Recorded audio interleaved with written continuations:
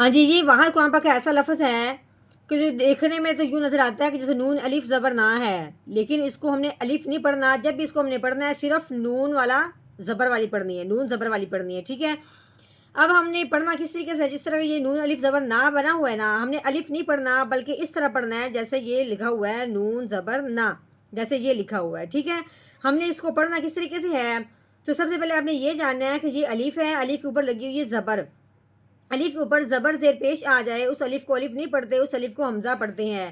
اس کو ہم نے کیسے پڑھنا ہے، حمزہ زبر آ، نون زبر نا،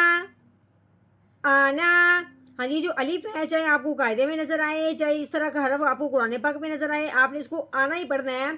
انا،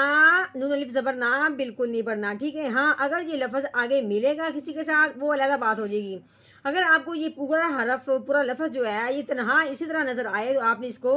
آنا ہی پڑھنا ہے، انا نہیں پڑھنا۔